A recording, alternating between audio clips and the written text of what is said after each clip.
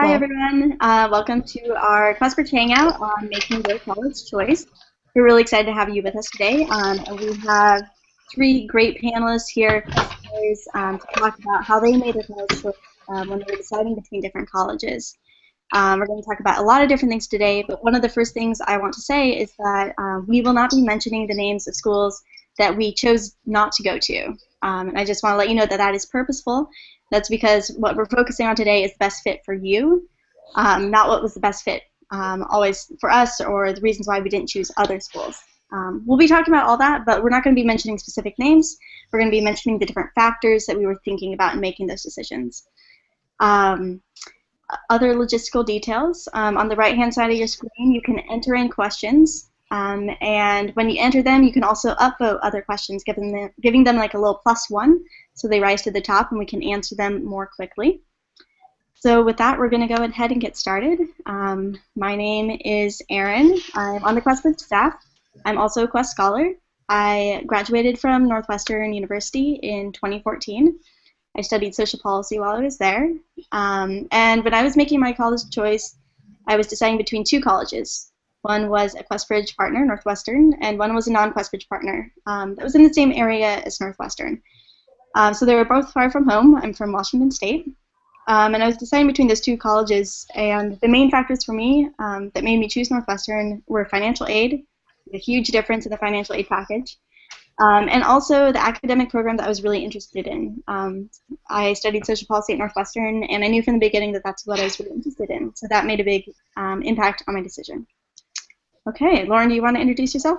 yeah, okay, so hey everybody, I'm Lauren. I go to the University of Pennsylvania. I'm a sophomore this year. I'm from Beaufort, Georgia. I'm studying neuroscience and Middle Eastern studies, and I'm pre-med. Um, let's see, I was deciding between a few partner schools and one school at home. My big factors ended up being financial aid for sure. I'm sure for all of us. Um, Program. I was very interested in neuroscience, so I wanted a strong neuroscience program and research opportunities and type of school setting. So I wanted something very urban. That was a big draw for me. Yeah, I think that's all I got. Great. Hi guys, my name is Nathaniel. I am a sophomore here at Tufts University. I'm originally from Phoenix, Arizona, and I am majoring in Spanish and anthropology with a minor in women and gender sexuality studies. When I was deciding on what school I was going to, I thought a lot about was financial aid and I only applied to partner schools. I applied to 23 partner schools, so financial aid was pretty similar at most of the institutions I went to. But it was the way that it was granted. So some of them were work, some of them were grants, some of them were project based. So that kind of depended on the school. Location, I was born and raised in Southern California, but I knew I wanted to go to the Northeast. I wanted somewhere with seasons and lifestyle. So I was born in California, but raised in Arizona, and I identify as LGBT. And I knew that I wanted to go to a place that was a little bit more accommodating and more liberal. So, yeah. Okay. Hi guys, my name is V. I'm a sophomore at Brown University. I'm studying international relations and Latin American and Caribbean studies. I'm from Sarasota, Florida, and the reason why I chose Brown is because I myself in the exact same situation as Nathaniel and Lauren is that financial aid was a really big factor for me. Also, I think locations. I didn't really want to go to a school in a big city or in a rural area part of the country. So I thought Brown was the best fit because it was in a suburban environment. And I like Brown a lot because we have no academic requirements at Brown. We only have one small requirements that is really easy to fulfill. So because there's no general requirements, that's why I picked Brown, because there's a lot of freedom in terms of what I can do with my academics. Okay. So I know it sounds like a lot of us went to schools that were pretty far from home. So I think the first thing that we should talk about is choosing a school that's really far from home. Finding out if that's the right decision for you, and then also how you have that conversation with your parents. So does anyone want to kick that off? Yeah, I can start with that one. Um, so I personally I think I knew for a long time that if it was possible, I wanted to go far away from home. I wanted to explore a new environment, and it was actually a big talk between my best friend and I in high school because she really wanted to stay home, and I think it really just depended on what you were looking for and how your family felt about it. I knew for her she really wanted her younger sisters were still at home and she really wanted to be there for them and watch them grow up, whereas I really wanted to experience a different part of America. I think kind of like Nathaniel. So I was coming from the South and I just kind of wanted to see something different, and I knew that that probably meant that I wouldn't be able to go home often. Like for example, my freshman year I went home one time, and so that was definitely a con, but also experiencing a new place was a big draw for me. I So I'll think. jump in. Oh, go ahead. Sorry, go ahead, B. Oh, okay. I think similar to Lori, I always know that I want to leave Florida. I think Florida is great, but I think the reason why wanted to go away is because I want to experience season. In Florida, pretty much all the time is hot. But also I know it's sometimes really difficult because I'm come from an immigrant family, so it's really difficult to have to talk to your parents saying that you moving far away. But I think that if you talk to your parent and you stress on the fact that you think it's the right academic environment for you and you think that you're is the best option for you, I think most parents would agree and would be very accommodating in terms of you moving to another state or far away. So coming from my perspective, Arizona ranks 50th in education, in funding for education, and also doesn't do very well with quality of education. And so for me, it was where are the best opportunities? Where will I get a good education? And staying in Arizona didn't provide that. So a lot of the good schools just happen to be very far away from me. So some of you guys will be lucky enough to have schools nearby that are really excellent schools that are options for your education. And that's the way I framed it to my parents, was that there I go to Tufts was an amazing opportunity for me. It's a really, really good school, and it happens to be far. And that my parents understood that for me, I'm also from an immigrant family. My parents, as much as they didn't like me to go far away, they understood what going to Tufts would mean for me, what going to a good school could provide for me. And that was one thing. But the logistics of physically being at home are something that or physically being away from home are something you should consider before going to school across the country. I didn't go home freshman year for Thanksgiving, and I didn't realize how much that would hurt or what that would feel like. Or I went home for a week over Christmas, and I didn't go home over the summer. So I've been home now as a sophomore twice in the past since I left after senior year of high school, and it makes you grow up a lot faster. So if you're not ready for that, if you are not an independent learner and you're not that type of person, you should consider that because I had to grow up really quickly from being far away from home. No, that's really good advice. I think going far away can be the right decision for some people, and maybe it's not for others. So those are all things to consider. And something else I would add is, when you're talking to your parents, coming up with strategies for keeping in touch. Or being forward thinking in that. So you can Skype. How regularly do you want to stay in touch? Do they want to see your dorm room? Or kind of thinking from their perspective. What will make them the most comfortable with your decision to go far away from home. Yeah, I would totally play off of that. My mom loves Skype and FaceTime, so that's her big way of seeing my campus. Because I'll FaceTime her on my phone and be like, "This is where I have math class," and that's something that makes her really feel connected. And I talked about before I decided to leave too. Yeah, also I would piggyback saying if you're gonna live far away from home, set up a date, a Sunday night at 9 p.m. Talk to your parent for 15 to 30 minutes. I mean, you don't have to talk to them every day, but you can always be hey, checking in, I'm okay, I'm doing fine, I'm eating food, don't worry. And I'll piggyback off that, and I'll use that as a segue. And the idea that it's not just your parents, but your support system from home. So the elementary school that I went to fed to the high school, and so I've been with a lot of these people since 4th grade. And I had known them for 8 years before I was moving to college, and so I made it a very big point in my life to talk to my parents and to my friends on a certain regular basis, because they're no matter yes, your life is moving, but you don't exist in this vacuum. The people around you who were there to support you are still gonna be there to support you.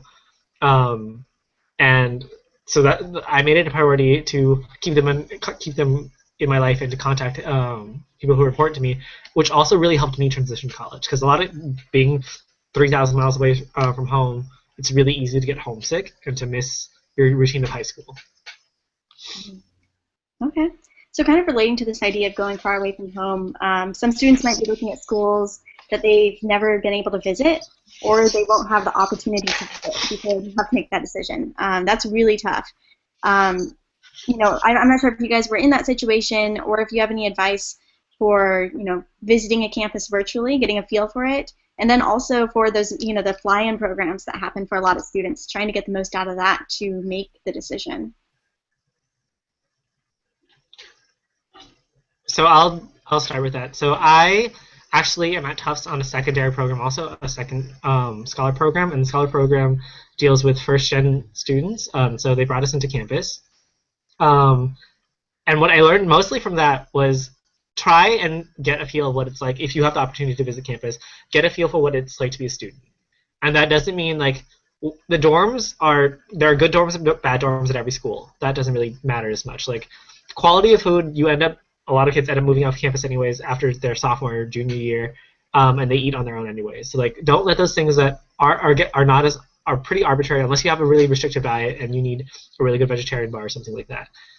Let things like the quality of your education in terms of your class sizes. So if you go to a really big research school, know that a lot of your intro classes are going to be large lecture classes. There are liberal arts colleges who have fantastic intro classes and they're capped at very small sizes.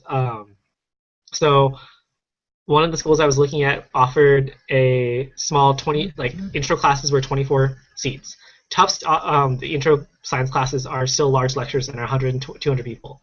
And knowing my style of education, I'm okay with that. I learn really well on my own, so that wasn't as important to me, and I was still able to choose that. But some people, that's like a very real thing to consider, rather than saying, oh, I wonder if these beds aren't as comfortable. Like sometimes kids when picking schools take into things that are a little bit more arbitrary, but when it comes down to the quality of your education, access to faculty, research opportunities, how much focus there is on undergrads and things that really will make a big difference in your education. Try and focus and get a real feel for those instead of actual campusing. So like, it's a new gym versus an old gym. That's things like that.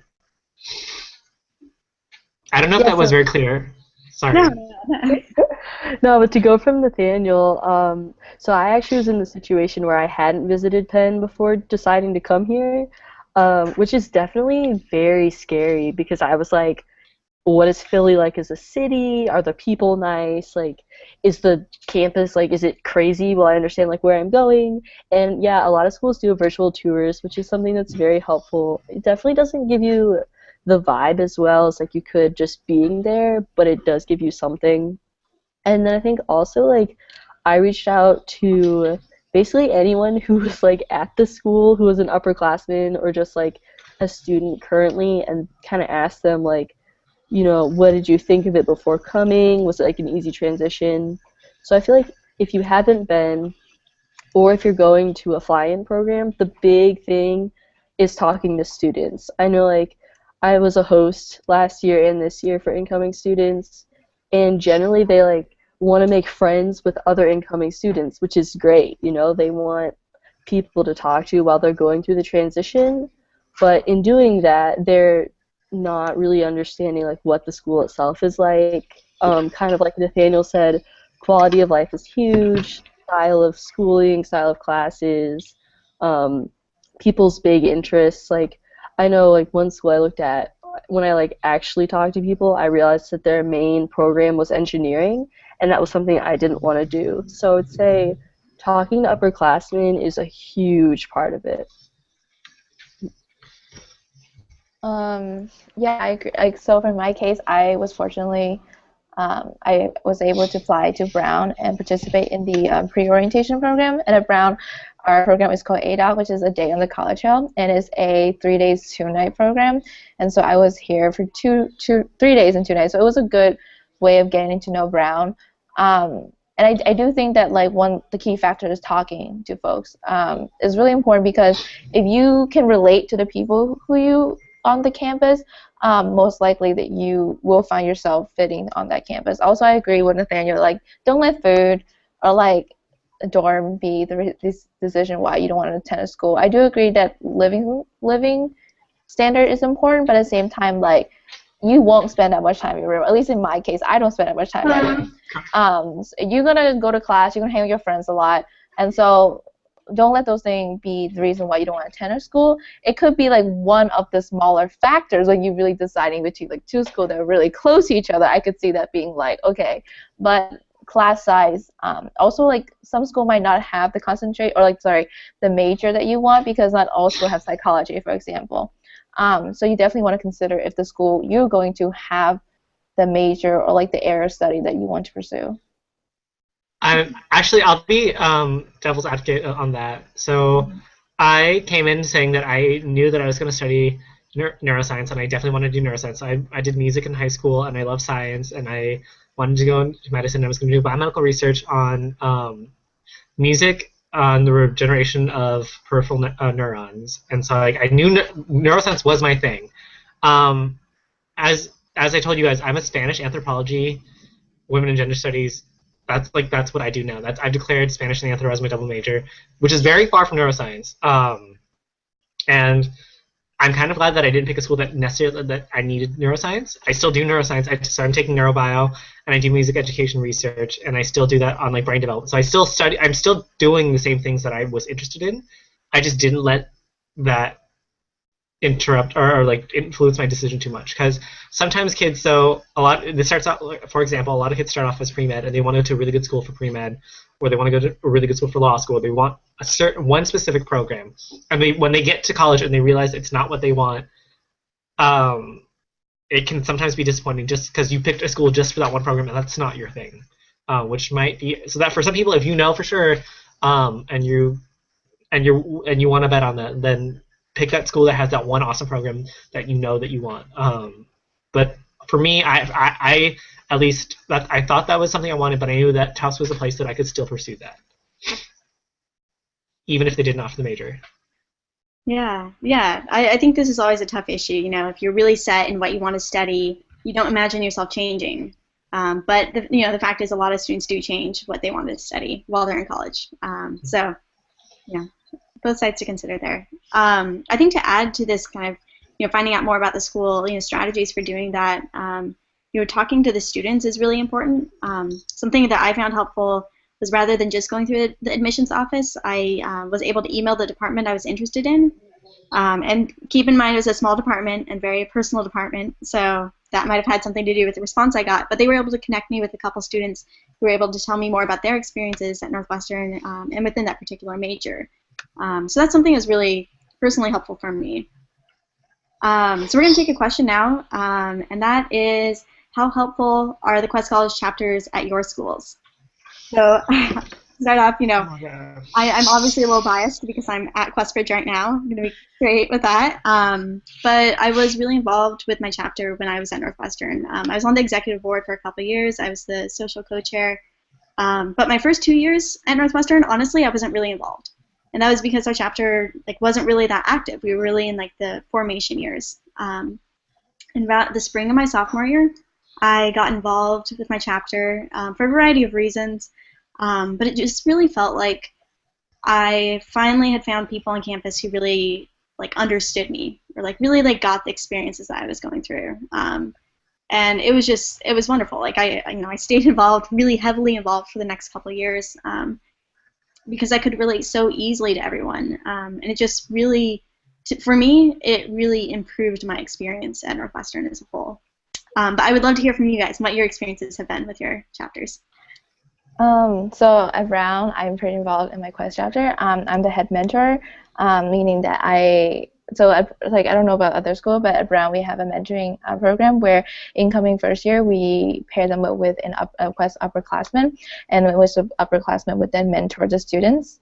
And as being a head mentor, my job is to match the mentoring and mentee, and also to keep track of the communications between mentor and mentees, and also like do a first year program where like I do like a lot of info sessions about like different resources available on campus. So I think it's really great being involved in the Quest chapter. At least at Brown, we are very supportive of all the Quest scholars, and we definitely try our best to support the scholars in any sense. So we have like Quest study sessions during Thanksgiving. A lot of Quest scholars, since a lot of them are live far away from school, we do Thanksgiving together. In fact, last Thanksgiving, we invited the Williams Quest scholars down to have Thanksgiving with us, and then we have a sleepover too. So it was really fun. So I definitely think that at least in my school, like the Quest chapter is pretty supportive.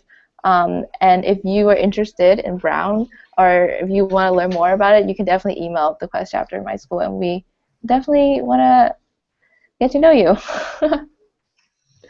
Yeah, so kind of going from there, I think Penn is sort of in a place kind of where Aaron was at Northwestern. Our chapter, I would say like our current seniors were not very involved. The chapter was very young, kind of disorganized. And I'm actually the liaison this year, and our liaison last year did a really good job of like building a solid foundation. So I'd say now like the people who want to be involved, like it's a very solid core, and this is the way it is with like a lot of clubs, right? You have your core, the people who really want to do it, and then other scholars who are still interested but aren't as active. But we have similar things. We have a mentoring program where you match. We have mentoring families, so it's like two parents or like upperclassmen to like 3 or 4 freshmen. We have like financial literacy sessions because like for right now, when everyone's filling out FAFSA, we're confused. Like our financial services come out. We have study hours. So I feel like kind of what Erin was saying was like coming in, Quest is the thing I turned to immediately for like kids who understood where I was coming from, because I felt like even though I was meeting great people at Penn and I loved all my peers and like my roommate was super cool, like they didn't necessarily understand the way I saw things or why I was like, no, I don't want to go out to like such and such fancy restaurant. Like Quest was somewhere where like these kids were still amazing people, they're really cool, and they kind of understood me as a person. So it's been a really great like support network to have to lean on, I'd say. Um, just to echo what a lot of what Lauren and V have said already, the Quest Scholar here, the Quest Scholar program here at Tufts is pretty new.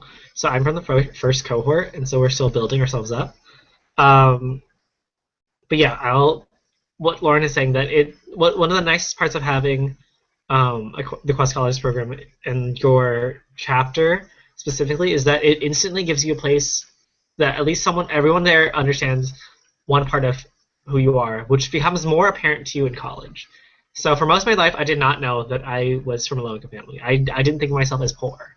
But when you go to institutions of higher learning, especially the most elite institutions of higher learning, any Quest partner school, these are the top 20, top 30, top 40 schools in the country in their respective fields, and that attracts a specific population. And so if you are not from an affluent family, or at least here in the Northeast, a lot of kids end up going to private high schools. They go to magnet schools, and they have a really, really strong education. But a lot of my Questbridge partner, or the Questbridge students here, the Questies didn't come from that. They came from regular high schools. Their parents are low income. They don't get to blow money all the time. And so like at least it gives a group of people who understand my social background, which is really, really nice, that you don't feel alone. Because there are a lot of kids here who are very affluent, who kind of exist in a different realm, a social echelon from where I'm from, and sometimes that can be a little bit isolating. Yeah. Yeah, I think overall, and something that I've heard from other Quest scholars is, getting involved with your Quest chapter is like finding your family on campus. It's just like you feel comfortable. You don't have to kind of like hide that aspect of your identity anymore. So, I would say Quest scholar chapters are helpful. They're helpful. They're a support. It's a community that you can have for your whole time there. Okay, so this next question, someone is debating between a Questbridge school and non-Questbridge schools. So what are some advantages of attending a QB school? You guys have any advice on that? I'll jump in. Oh, go ahead. Oh, go. Or do you want to go first? No, you go ahead. Financial aid. Slash financial aid officers understanding you. So, being a Quest Scholar, at least at my school, I have a regular financial aid officer with like the rest of the student body, but my financial aid officer makes specific appointments to see me, or to see all the QuestBridge scholars, and they're more apt to understand and contextualize you. So you guys remember that when you guys applied through QuestBridge, the app had 3 essays rather than like the traditional 1 Common App essay. And the whole point of that is to contextualize you, that you are. It gives you a little bit more wiggle room to explain who you are and your background and your circumstances, because those are very important things to look at when you're accepting a student. In the same way, going to a QuestBridge institution, most of the staff are a little bit more understanding, or they're willing to listen to you a little more and contextualize you. So when I get my financial aid package and there's something that doesn't quite work for me, or doesn't fit me, or just isn't right for me, I'm able to talk with my financial aid advisor, who's trained to work with QuestBridge scholars, and is able to work with me to make sure that I'm able to attend next year. Unfortunately, I have friends at home who didn't have that luxury, and they weren't QuestBridge scholars at all, but the school that they attended ended up not being affordable their sophomore year, and they're currently taking a year off. And so that's an unfortunate. That's just really unfortunate. Sorry, guys. I think for me the big thing is that the difference is definitely financial aid. I think Quest School tend to give better financial aid because they have more understanding about the circumstances of Quest scholars. Also, I think that's one of the things I said, that there's a lot more wiggle room in terms of explaining your family circumstances, because sometimes numbers doesn't always reflect the reality of your family financial situations. And also, I don't know, I'm not saying that like non-Quest school does not have a support for low-income students, but I think that overall Quest scholars or like Quest schools have better supporting system because of the Quest chapter, and that if the school made the conscious decision to be partnered with QuestBridge, that I think they themselves are making the initiatives to be more accommodating and create an environment that are suitable for low-income students. I would totally agree with that, in that the schools who decide to be partner schools are very interested in supporting low-income students. I know, like, here at Penn, there's been a big push to basically like, make more initiatives to like form a community between us and just between the student body in general. I also know that like when I was looking at schools, my non-Quest schools were schools from home because any out-of-state school was going to be too expensive. So that was something I weighed, just as far as like if I wanted to find a community, because I knew at home schools I could go to schools with friends from home, that if I wanted a community outside of my home state, it would be like really great to have the Questies there. So that was like a big pull for me. Yeah, and I want to point out we do have another question from a student who wasn't accepted to any QuestBridge partner schools and is looking at some in-state schools. And I definitely want to say that every state has a good in-state school, and we have a lot of opportunities at those schools. So just realize that the QuestBridge partner schools are very competitive. It's it's almost really arbitrary which students ultimately get into these schools. So pursuing higher education in any way you can is a good idea. But if you need to look at the financial aid part and realize what's feasible for you. But there are really great opportunities at state schools, and to really stand out if you're really at the top there, that's a great opportunity. Okay. So the next question is, how did you make the decision between 2 schools that were both amazing and had everything you want? What was it that made you pick one over the other? I think for me it came down to like this very strange gut feeling. I don't know if you guys found that like to be present, but like when I would compare schools, like 2 schools seemed so I'm a big list maker, so I definitely made my like pro-con list.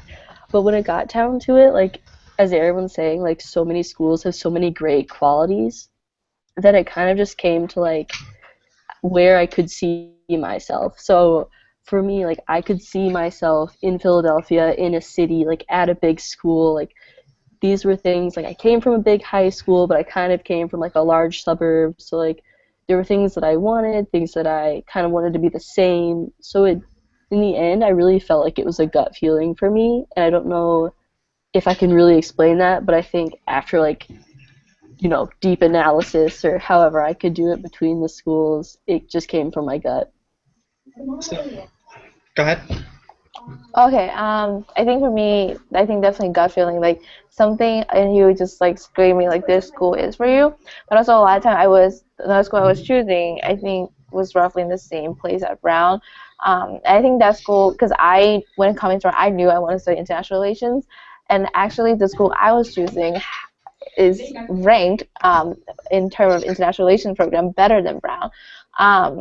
And I myself at that time was like wondering, like, should I choose a school based on ranking, or should I choose a school based on like my gut feeling, where I feel like I can be the most myself. And ultimately I chose Brown because I feel like, yes, while I think ranking is important to a certain extent, I think that also what you can make out your experience and make out your education is more important. Because if you think that you can excel in a school and that you'll be happy in that school, not just academically but also socially, I think that's a lot more important than choosing a school that maybe rank higher, but you might not be happy, or you think that the environment or like the locations or something about school is just not fitting. So I think that definitely don't choose school based on because like, oh, like this school is ranked one place higher than the other school. No, I think like just choose a school that you can see yourself living there, learning there, and be part of the community. Because I think, and not just the community in terms like on campus, also off campus too, right? Because if you're someone who really wants to explore the city or like explore like nearby, then you should also consider that as a factor. So I definitely agree with what Laura and Navi have said, and I'll take the moment here to talk about two rumors. So one, it's that rankings, like how important the prestige are, and the second is a large research university versus liberal arts college. So a lot of times liberal arts colleges get a lot of slack because they're just not as well known. It's a lot harder to get that name out. And kids sometimes worry about that. But don't worry so much about numbers, about rankings, about the name of your school. Because no matter where you go, every Questbridge partner school will give you essentially the best education possibly in the world. So think about how many universities there are in the U.S. alone. There are 2,400 four-year degree granting institutions, and you're getting an education that not everyone goes to college already, but in the entire world, you're getting an education among the top 1% of the entire world. You're going to even if you go to a top 20, 30, 40 school out of 24, you're going to the top 1 or 2% school out of the entire world. You have an outstanding education in front of you, waiting for you. So no matter where you go, you will get an excellent education. So consider where you will be happy. Consider what makes you happy. Don't try and go to that large research university because you think that you need to be published before you even turn 21, before you graduate. You need to be published in order to get into med school. Or that lawyer who said, we send 90% of kids to law school every year. We have that 90% match rate. Or I need this one department, I need this one program, it's this one event that makes it. It's overall, will you be happy here? Because you could, so I'll give the traditional example of my two best friends. So my two best friends and I, we look almost exactly the same on paper. We're all three of us. We're not the same person, but we study almost exactly the same. We scored almost exactly the same. We took all the exact same classes. My best friend goes to UVA. My other best friend goes to UCLA, and I go to Tufts. We're all ranked. I think we're ranked like 25th, 26th, and 27th or something like that. But the types of schools that we go to are very, very, very different. So UCLA is very urban, Tufts is suburban, and UVA is in the middle of the forest. Ranked very similarly, they have very similar programs. They all three have med schools. We all have a lot of programs, but it came down to what type of environment do you want to be in? Do you want to be in the hustle and bustle of the city all the time? So certain schools are in the middle of the city, and their campuses are physically cut in half by roads. And if you like that very urban feel, go for that. But if you're that naturalist who's saying, I love hiking, I love swimming, I like being in nature, don't force yourself to go to a better school by rank just because you think that it's a better ranking program.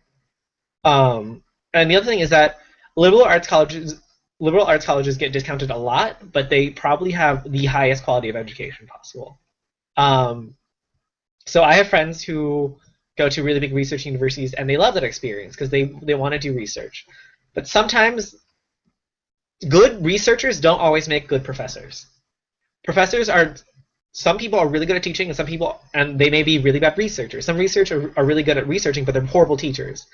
At a liberal arts college, your teachers are not being forced to publish. It's publish or die. They're hired because they're good teachers, at least. They know that almost, and that's the first goal of a liberal arts college. And so your teachers are at the forefront of pedagogy, and that's what they're studying, rather than having to be at the forefront of their field. They all know their material and their information. And so don't discount a liberal arts college. I go to, what's unique about Tufts is that we have the feel of a liberal arts college. We're really small, and we're not in Boston proper. I'm 5 minutes away from Boston proper. But because I'm not on the same campus as the research campus, I'm not with the grad students, all my teachers, or the majority of my teachers, are here to teach. They're not being forced to publish, and they're not always in their lab, and they don't forget about their students. And it's an amazing, amazing, amazing education opportunity, and that's what I wanted. I wanted teachers who wanted to teach. Why would you want someone to teach you if they didn't want to be there? And all my professors want to be here, which is an amazing feeling, because that dynamic, their enthusiasm, coupled with the students' enthusiasm, makes for a very good learning environment. And sometimes I walked on campuses, and I've toured before, and I'd step into class, and kids hate their teachers. Doesn't matter if you take an intro class that everyone hates, but you walk in and that teacher still wants to teach and is there and cares, that's a very good indicator. Another really good indicator is that you have professors who stay, or professors who've been there for a long time. Even lecturers. So they may not be tenure-track researchers, but they're lecturers who want to be there and have stayed there. Why? Because their university treats them well. That's a secret into finding a good school, where lecturers want to stay. Okay. Yeah, lots of good advice. And I think, again, knowing that each student is different, and what the right fit for you, it's going to be different. So don't think about prestige all the time, but really think about where are you going to be happy for the next 4 years. So following on the heels of that, we have another question that is, do you ever wonder if you had gone, if the school that you chose was really the right school, like if you made the right choice? I think, I can actually start this off. For me, I think the longer I was at Northwestern, the more I realized that I was so happy I made the choice that I had. And the more I also realized that I could have been very happy at several other schools. Like, I could have been happy at a lot of different Questbridge partner colleges, because I think it really is what you make of your own experience. But that's my personal experience. So what about you guys? I know for me, I've had a very similar experience. Definitely during my freshman year, I questioned if I made the right choice, just because everything was so new, and I always wondered what other schools were like and what my friends were doing. So like that was something I definitely questioned a lot, but I'm very happy with the choice that I made. But I do think we come to realize that like we are people. Every college is its own community, and honestly, you can find people in any community. So like Erin, I realized that I probably could have been happy at a different university, but as I've grown in my time at Penn, like I'm very happy with the choice I've made, which I feel like is something that's fairly common. Also, just like to go back just a little bit, as far as like names go, that's not that big of a deal. I feel like the people who are going to hire you in the future, or the schools that you're going to be looking at, they're going to know where you're coming from. They're going to know that you're coming from a good school. So like just to highlight that names, like, not that big of a deal. I just want to like emphasize that. Yeah, I mean, I think as a first year back in like a year ago, I definitely had some doubt whether Brown was a good choice for me. Given that a lot of my friends go to state school, and a lot of them like spend time with the same people they go to and they met in high school. But I think now that I'm in the second year, I definitely think that Brown was a good choice for me. Even though, I mean, like any other school, I felt like there's always something that you don't like about your school. But at the same time, I think that at Brown, the professors, I think, and the people my friends are what made me know for sure that I think Brown's the best option, because I just have section with my professor, and I missed section like last week, and so I had to like go into his office hour and have section with him, and we talked for like a good hour, an hour and a half about like the history of the Guatemalan revolutions, and it was very surprising to me that he would take out his time for a good hour and a half to talk to me about something. And he also like during our talk he would like ask like, how are you, like how's classes, like how's your social life. And I think that like if like that to me is an indicator showing that like Brown is a good place for me, because like professor actually care about not only my academic but also my social well-being. And yeah, like I think you always gonna have doubt, but you at one point you would know that it's a good school for you. Um, I'm gonna echo what Erin said, and she said that she saw she could be happy at a lot of the partner schools, and I think that's very, very true. That what I applied to schools that were all very similar. That's the point. That I knew what type of environment I wanted. But you end up being happy where you are, or you find opportunities to make yourself happy there.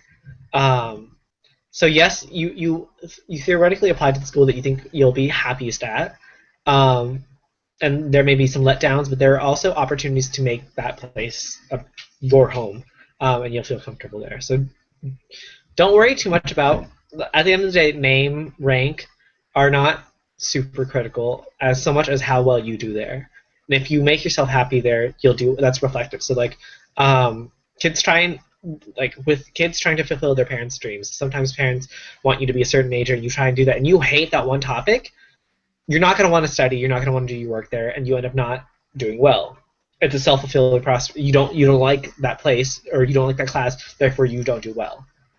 It's kind of similar to that in this case, you have the opportunity to choose where you want to go, and you'll make it a good experience. If you choose somewhere that you want to go, you'll end up finding ways to enjoy that place, even if it's not the perfect, 100% perfect fit. Okay. So we have this other question that I think is really important, and I want to make sure to address. Is how do you deal with diversity or the lack of? As a minority, I'm afraid I wouldn't fit in. I'm going to pass it off to you guys if you have any insight on that.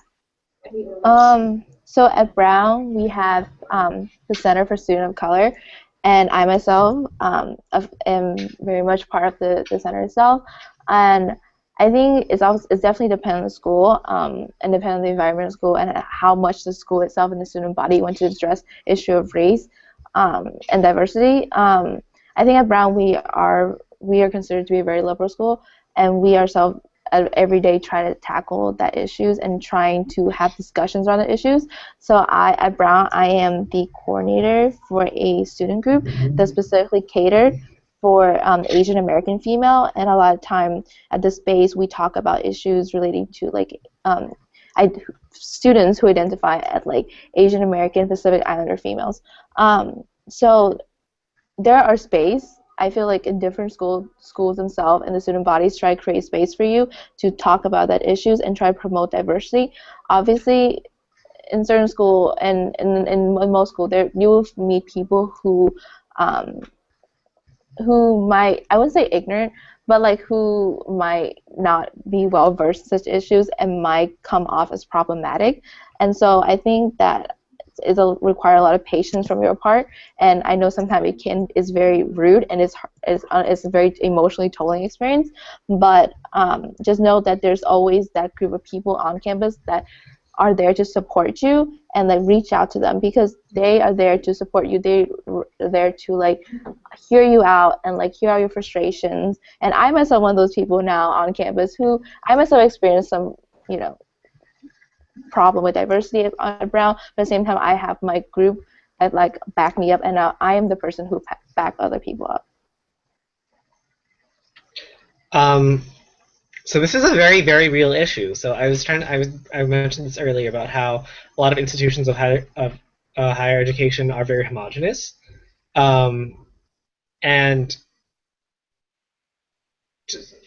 I would go about this to. I'm trying to think of a good way to phrase this, and it's go somewhere that you feel comfortable. That find students who are similar to you already on campus and see if they feel comfortable. And that's so whatever your identity is, social, socioeconomic, sexual identity, gender identity, racial identity, whatever. Trying to find people there and see if they feel comfortable. And I think that's a very good indicator. If they're not feeling comfortable, or other kids who are from similar backgrounds aren't feeling comfortable, And then try and contextualize. So why are they not feeling comfortable? Is it something that they actively can't change, or is it them, or is it a campus-wide problem? And see if, and so just consider this. So some of my friends are very avant-garde and they're very social justicey, and they try and make campus more accommodating to them. And some people would be turned off by that, and they say, I'd rather go to somewhere that's already a little bit more progressive and would be more accommodating to me. So that's just something you need to be aware of. But yeah, so a lot of the benefit of going to such a good school and such elite schools, though, there are a lot of programs or opportunities or centers for students of color, students from first-gen students, or students from low-income backgrounds. And I encourage you to find those opportunities, find the directors of these places, or find the leaders of these programs, and get in contact with them and tell, because they'll be able to give you a little bit more of a real narrative about what it's like at the institutions that you're interested in. Right, so as far as Penn goes, I'd say this is actually a very hot topic as of late, especially just being in Philadelphia, because the city itself has experienced like notices of gentrification, and like there's a huge like culture dynamic shift going on, and so like that definitely translate into things that the students care about. I feel like many students care about not only what's going on our campus, what's going on around us. So that's actually factored into my undergraduate experience. We have a lot of these similar cultural houses. So we have like La Casa Latina and Patch, which is for like Asian American students, which are really great because they're not exclusively for the students that their like label caters to. So like I could go to La Casa. I have friends in La Casa. But we also have like the Intercultural Center, which is actually what Quest is based out of at Penn. And one of my greatest experiences, because they're home to the United Minorities Council, which actually puts forward a lot of initiatives in just facilitating discussion between students and looking at current issues and really helping all students kind of come together in the different ways that they experience this issue, whether they're in the minority or they're in the majority, and how they feel about that and how they should talk about things and how they should come to understand things. So I definitely feel like college is a place to learn, coming from all different perspectives, whether that means that you just need more discussion, or people just need to like stay more aware of what's going on around them. So it's interesting with so many students coming from so many places. I know Penn, we have students from like over 100 countries, and so to bring all of these personalities and outlooks together is very interesting but very exciting. Yeah, and just to kind of echo what Nathaniel was saying, I think this is, really an area where it's really helpful to reach out to people at the school already and see what their experiences are and see how comfortable they feel. And that's a great way where you can reach out to Quest scholars, because they'll be able to provide you with better insight into how comfortable you'll feel on campus, because this is really important. And this is definitely something that you should consider when you're choosing the college you want to go to. Okay, so moving on to the next question. This question is about work study. If any of us have work study and how that's impacted your college experience. I can start off with that. I had work study that was offered in my financial aid package. They actually wound up having an outside scholarship from my high school for the exact amount of the work study.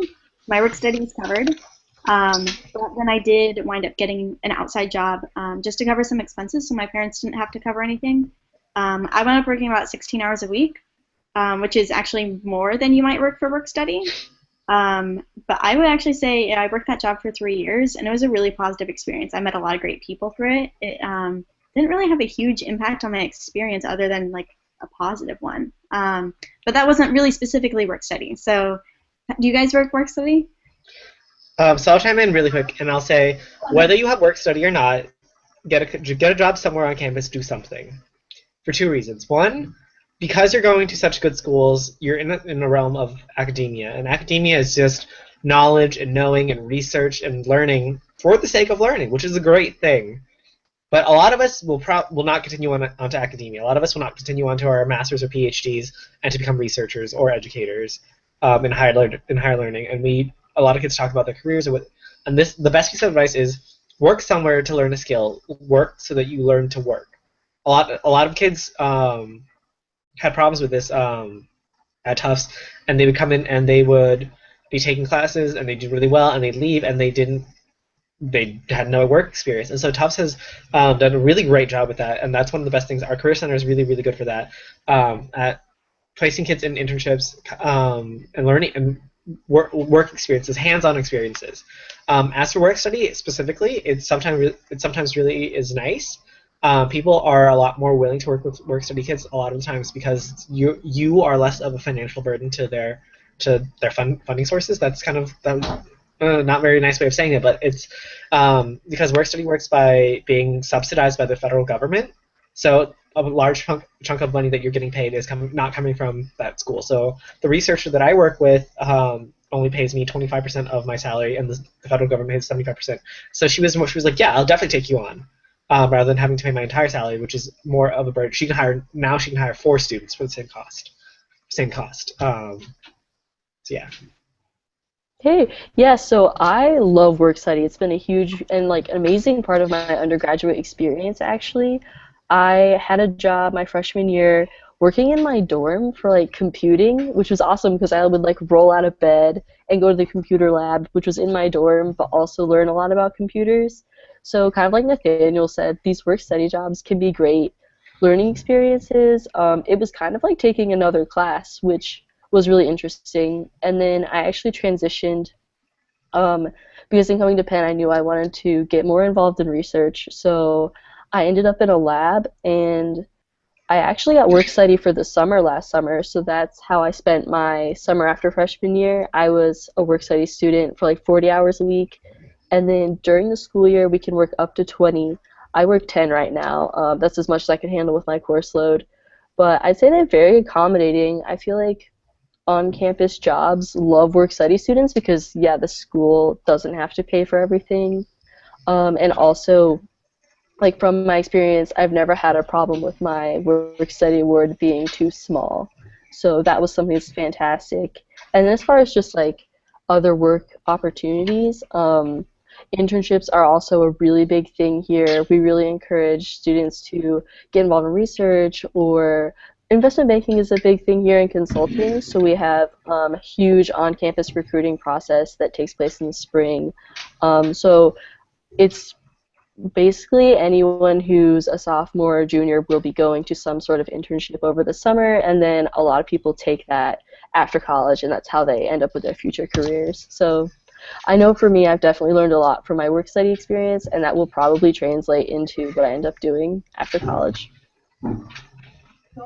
Sorry guys. I'm like in a room with a lot of people. But for me, I work and study at the IT Service Center in my school, and I've been working as a sophomore, so I did not do any work study in my freshman year because I got outside scholarship to cover most of those things. But I do think that work study is great in that you learn to manage your time really well. I think, like, because of work and study, because I had to show up to work like consistently on time, I learned how to use Google Calendar, which, by the way, is so like has some type of calendar system, because you do not want to miss like an appointment with your professor, or like just like miss working, because like especially when you're a college student, you have like random classes in section, and then like sometimes like I would work for like an hour here and then 2 hours there, so it's really hard for me to keep track if I do not have like a type of calendar that will remind me like you need to go to work right now. But yeah, I think work and study I work around like sometimes I work for 10 hours if I have a lot of tests, papers to write during that week, but I can work all the way up to 20 hours if I'm like really free.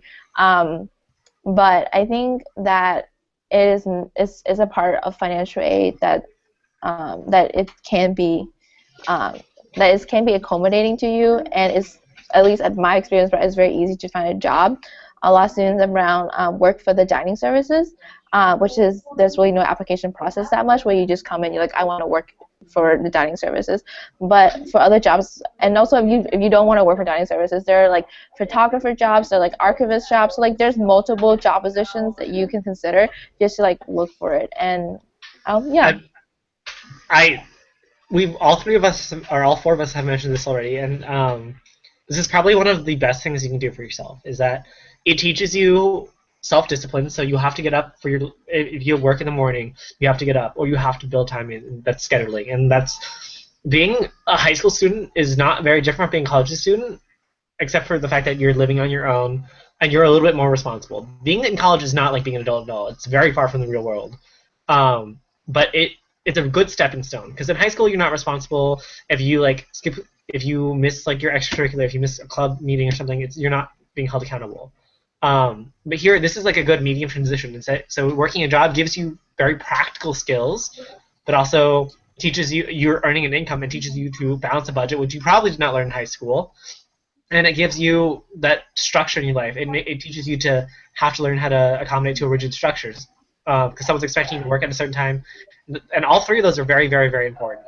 So in my case, anecdotally, I work as a data analyst, and I'm learning hard research skills. I learned how to analyze data, and I'm learning certain programs. I work as a logistics manager, so I plan events, and I do like more of the logistical sides of things. So I call and make appointments and whatnot. And that teaches you life skills. And all of these, like, I chose jobs that gave me skills that would add to who I am, or my career goals, or my long-term goals. And it's probably the best decision I made. And this year I don't have work study. I got a scholarship that covers it as well. But it's a fantastic, fantastic opportunity. If you can work for a few hours. Don't go crazy. Some people, I think once you get a taste of money, some kids go a little bit crazy and they end up trying to work 20 hours on top of like a full course load, or they max load and they try and add and try and work a lot. And then their grades suck. Which is, be very careful about that. But if you can work even a few hours a week, it's really, really, really good as a learning opportunity.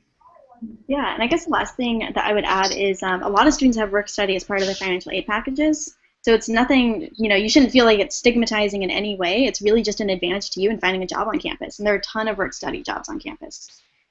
Yeah, Okay. if I could throw one last thing in about that, work study is a really great way to connect with upperclassmen, I felt like, because my freshman year, my boss was actually a senior, so that was a great connection to have. And then as far as this year, I work really closely with like the PI of my lab, like, so basically the head guy, and for me, he's really served as a mentor because I have been in a lot of large intro lectures so far, which means that even though I have great professors, they do have a lot of students. So like having my boss to go to, someone who's worked in a field that I'm very interested in, who understands where I'm coming from as a student, has just been a great guide as far as like understanding my college experience. So it's a strong bonus for me. Okay, so we have a couple minutes left, and we're going to answer one more question. And it's something that a lot of people might be thinking about as you're thinking about whether to choose a Westbridge Partner School or not. And that is, were you afraid that the school you chose would have been too difficult? So actually, like, I'll answer this first. I was afraid about that, even though I was accepted, right, which should be a mark of, you're prepared. I went to a really small high school. I graduated with about 30 students in my class. It was a very rural school, so I didn't have I wasn't really challenged in my classes. So I was concerned about this. And honestly, the only way it affected me was that my first year I didn't speak out a lot in classes, and that's the only way it negatively affected me. So I should have spoken out more because I was a little scared. Other than that, I was academically prepared, and in hindsight, I should have thought about that a little bit more. I was accepted to Northwestern. They thought I was prepared for life on campus. I think if you have courage in yourself, it's going to go it's going to go really far in helping you take on those classes. Sorry, I want to chime in really quick because I was smirking only because a lot of my friends worry about this. A lot of people worry about this, and that, to put this in perspective, every single of the Quest partner schools / if you're a caliber of kid who is applying to this type of school, getting accepted to any of these partner schools, these schools have the highest retention and 4 5 6 year graduation rates in the country. These are the best schools for a reason. The vast majority of the kids graduate on time, and those who do not choose to leave of absence, often because there are other amazing opportunities out there for them that they want to take a gap year for. So a lot of people will end up taking a gap year for a fellowship or something. It's not because they can't handle the school. To add to that, most of these schools, and by being a Quest Scholar, I'm assuming that most of you guys are qualifying for a lot of financial aid. What that means is your school is about to invest probably on average $200,000 to $250,000 in you. I mean, I won't speak for you guys, but someone investing $250,000 in you probably says something to do with your success. That I don't think I would give anyone a $250,000 unless I knew they would be successful. They're investing in you because they know that you can succeed. To add to that, though, yes, transitioning to college and college education may be hard. If you are drowning in your classes, talk to your professors. Professors are, whether you come to their office hours or not, they will still be paid to sit in their office. They may be playing, maybe playing Candy Crush on their phone or something, but they still have to be there at office hours. So go and get help from them. But you're not qualified to go. Someone is investing in you because they believe that you are going to do exceptionally well at their institution. It's not, these schools are not too hard for you. You have it within you to do extraordinarily well. To piggyback up on what Nathaniel said, I think I do see that a lot. As a head mentor, I see it a lot with my first years intern coming to Brown. A lot of them have doubts whether they are competent enough for Brown intern academically. And I think that, yes, sometimes it is difficult, especially if you are you're taking hard science classes. It is difficult to go in those like general chemistry class where it's very daunting. Everybody's pre-med. Everybody is trying to get a good grade so they can go to med school. And you cannot help to like compare yourself with them, right? When the tests come out and you may score below an average grade, but you do know that like there are also other folks who are struggling like you, and that there are resources, not just your professor who you can come to office hours and get help with, but also there's like tutoring. So like there could be like group tutoring, there could be like a one-on-one tutoring that you can sign up for that can help you. Also reach out to your peers. If you see someone in your class who like doing really well, ask them, how are you doing so well? Do you want to study with me? Like, can you help me to improve my grade? I know friends who does that, and like they just show up to the person, hey, I heard you did really well on the Orgo test. Could you help me to study for the next test? And also, if you're humanities like me, sometimes when you first come in college, having to write like a lot of papers can be very daunting. And I myself, in the first semester of college, trip a lot of that because it's like procrastination and time management I have to learn how to deal with in terms of writing papers. But there's also, at Brown, we have the writing center, so like utilize all your resources and talk to your TA. If you really can't come up with like your thesis, talk to them like, oh my gosh, like I have so much problem coming up with this. Can you really help? Can you help me? And most of the time, they're very willing to help you. So definitely reach out, all the resources you have, and also like your friends. Your friends probably know an upperclassman who have taken the class, who probably have all the notes, who probably have like the answers to like past test problems you can like practice on. So like definitely like utilize all the resources you have, I think, in terms like able to succeed in college. So yes, right. So I know it's the same thing. Sorry. Oh. No, it's cool. You can go if you want. So just to clarify, I'm saying that like if you're in, there are infinitely many resources to make sure that you do well. When I said that someone's making an investment in you, that $250,000 that they're paying for your scholarships, that money goes back to the university and the resources. And there are so many resources for you to do well.